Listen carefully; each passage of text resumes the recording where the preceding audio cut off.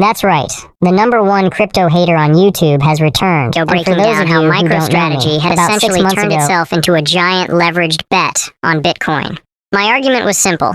Michael Saylor had turned MicroStrategy from a dying software company into a leveraged time bomb, and that the whole thing only worked if Bitcoin's price kept going up forever. And at the time, this was a pretty unpopular take. The general consensus in the comments was that I didn't understand what Michael Saylor was building, that this video was going to age poorly, and that I was apparently a dumbass. But I'll have you know that since I made that video, MicroStrategy has lost nearly $100 billion in market cap, and their stock price is down more than 50%. So then fast forward a few months after the MicroStrategy video, and I uploaded another crypto video. This time, it was about the broader crypto industry. It was about how the industry was much more fragile than people realized. And once again, this video was not exactly popular with the crypto community. And since that second video was published, the global cryptocurrency market has lost well over $1 trillion in market value, and the total market is down over 30%. But let me be clear. I'm not bringing this up to take some victory lap over the people who bullied me in the comments, even though I should be.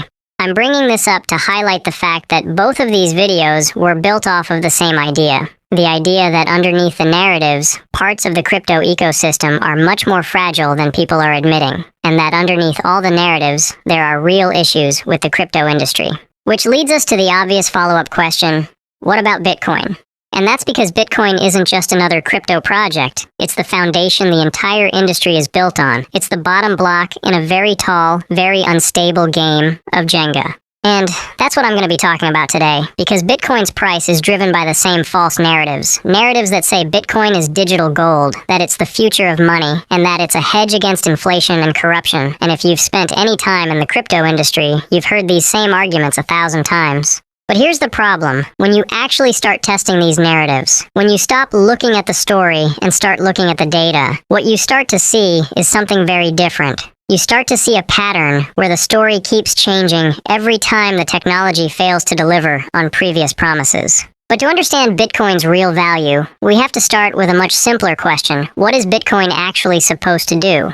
And when Satoshi Nakamoto introduced Bitcoin in the original 2008 white paper, the idea was extremely clear. Bitcoin was described as a peer-to-peer electronic cash system. In other words, Bitcoin was supposed to function as digital money, a decentralized alternative to banks and governments where people could send payments directly to each other without intermediaries. And if Bitcoin actually accomplished this, it would have been revolutionary. But there's a problem. It didn't. It wasn't even close. Because economists generally define money using 3 basic criteria. First, it has to function as a medium of exchange. Basically, people need to widely accept it as a form of payment. Second, it has to function as a store of value, something you can hold today and spend later without massive swings in purchasing power. And third, it has to function as a unit of account, meaning it must serve as a standard measure for pricing goods and services, so it can allow people to compare their value. And when you start evaluating Bitcoin using these tests, it doesn't just fall short, it fails all of them. And I can prove it to you. Because as a medium of exchange, Bitcoin is slow, expensive, and inefficient. The Bitcoin network processes roughly 500,000 transactions per day, and if you think that sounds like a lot, it's not. Because if you compare that to something like Visa, well, Visa processes roughly 65,000 transactions every single second, which means Bitcoin's entire daily transaction volume could be cleared by the Visa network in under 8 seconds. And it doesn't stop there, because a single Bitcoin transaction has a carbon footprint equivalent to roughly 1.5 million Visa transactions. And in terms of energy use, a single Bitcoin transaction consumes roughly the same amount of electricity as the average American household uses over 43 days, which explains why Bitcoin hasn't become a widely adopted payment system yet, because it isn't a good one. So what about using Bitcoin as a store of value then? And at first glance, the argument seems reasonable. It has a fixed supply, and historically assets with limited supply, like gold, have often been used as a store of value. And to that I say, no. And there's 2 reasons why. The first, stability. A store of value needs to reliably preserve purchasing power, and Bitcoin has historically been one of the most volatile assets in the world. Which is exactly why you don't see anyone dumping their entire net worth into Bitcoin. Because an asset that can swing 20% in a single month isn't reliable. That's a level of volatility where businesses, households, and individuals start to treat it as a speculative investment rather than a true store of value. And the second issue that rarely gets discussed with Bitcoin, ownership. Because despite the narratives you read online about Bitcoin being decentralized, the actual distribution is extremely concentrated.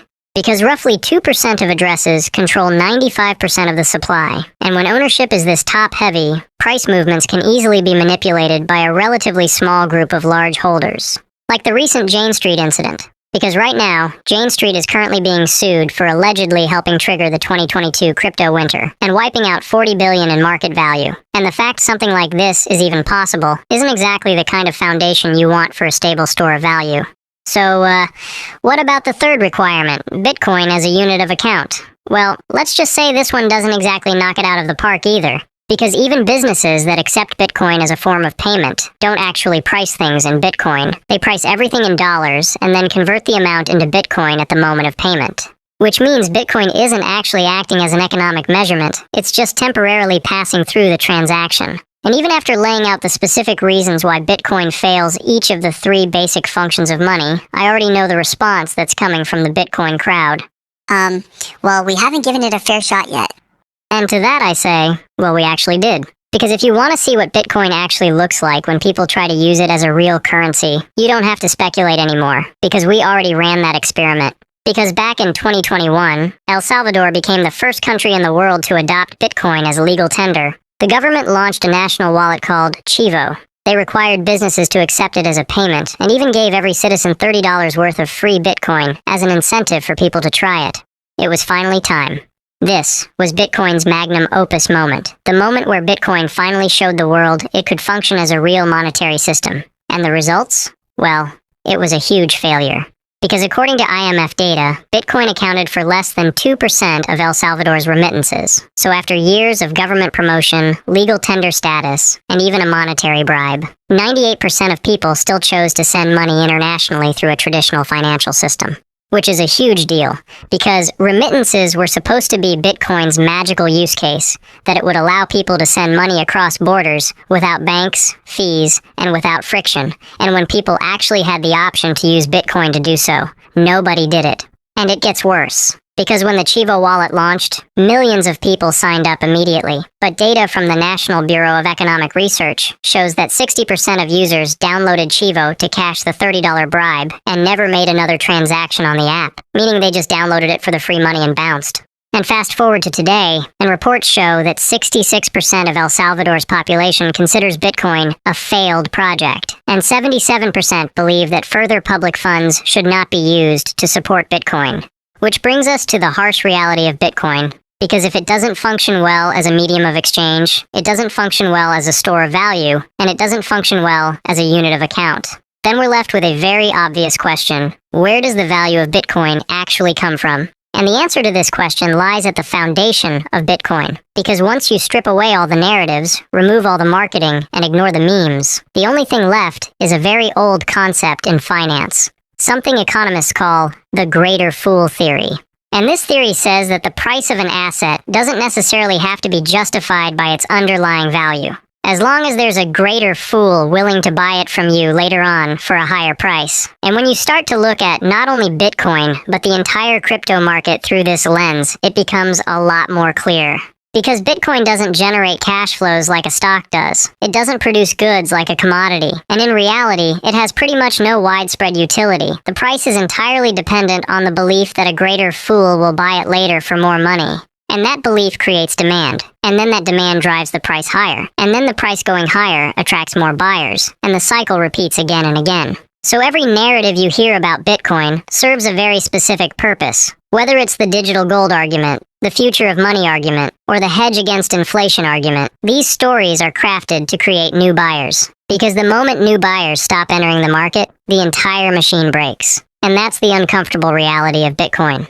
It's entirely supported by hope, and its value comes from people believing someone else will buy it for a higher price later on. Because the truth is, it's not any of those narratives you hear online. It's just the largest real-time experiment in the greater fool theory the world has ever seen.